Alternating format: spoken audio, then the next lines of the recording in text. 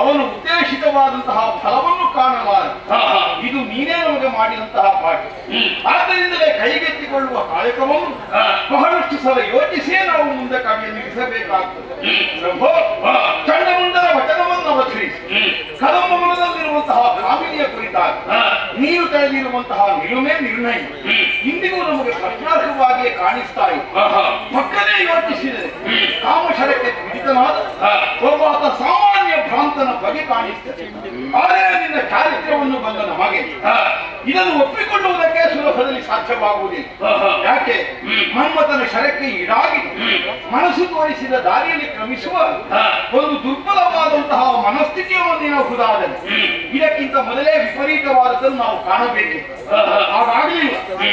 ಯಾವುದನ್ನು ಕೈಗೊಳ್ಳಬೇಕು ಅನ್ನುವುದರ ಕುರಿತು ಸರಿಯಾದಂತಹ ನಿರ್ಣಯವನ್ನು ಬುದ್ಧಿಯ ಬಲದಿಂದಲೇ ಕಂಡುಕೊಂಡು ಅದನ್ನು ಸಾಧಿಸುವಲ್ಲಿ ಅವಿರತವಾದ ಪ್ರಯತ್ನವನ್ನು ಮಾಡಿ ಸಿದ್ಧಿಯನ್ನು ನೀನು ಹೊಂದಿರುವ 14 ಲೋಕಗಳ ಒಡೆತನ ಈ ಮೊದಲು ರಾಕ್ಷಸರು ಅನೇಕರು ಪಡೆದಿರಬಹುದು.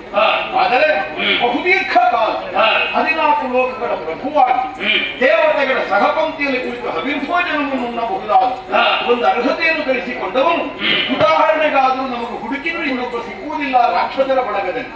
ಅಷ್ಟು ಉದಾತ್ತವಾದದ್ದನ್ನು ನೀನು ಸಂಪಾದಿಸಿಕೊಂಡಿದ್ದಿ. ಲೋಕದಲ್ಲಿ ಅತಿಶಯವಾದದ್ದನ್ನು ಹೊಂದಿದ್ದಿ.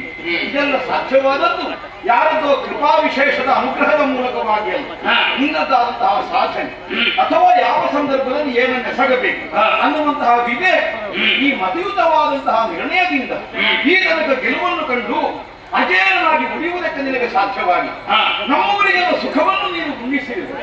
ದಾನವ ಸಾಮ್ರಾಜ್ಯದ ಪರಮೋತ್ಕರ್ಷವನ್ನು ಹೊಂದುವಲ್ಲಿ ನಿನ್ನದ್ದಾದಂತಹ ವ್ಯಕ್ತಿಯದ್ದಾದ ಸುಖ ಏನು, ಭೋಗ ಏನು, ಅದರ ಬಗ್ಗೆ ಎಳ್ಳಿತು ಮನಸ್ಸು ಹರಿಯಗೊಳ್ಳದೆ ಇದ್ದ ನೀನು ಇಂದಿನ ದಿನ ನೋಡದೇ ಇದ್ದ ಒಬ್ಬಳಾಗಿ ಹೆಣ್ಣಿನ ಕುರಿತಾಗಿ ತೀವ್ರವಾದಂತಹ ಆಸಕ್ತಿಯನ್ನು ತಡೆದು ಅನರ್ಥಕಾರಿಯಾದ ಪರಿಣಾಮ ಅಡಿಗಡಿಗೆ ಬಂದು ಅಡಸಿದರೂ ಆ ಕುರಿತು ಆಲೋಚಿಸದೆ ಆವೇಶದಿಂದ ಆಕ್ರಮಣಶೀಲತೆಯಿಂದಲೇ ಮುಂದಾಗುತ್ತೀ. ಆದರೆ ಇದಕ್ಕೆ ಏನರ್ಥ ಪ್ರಭುವಾಗಿ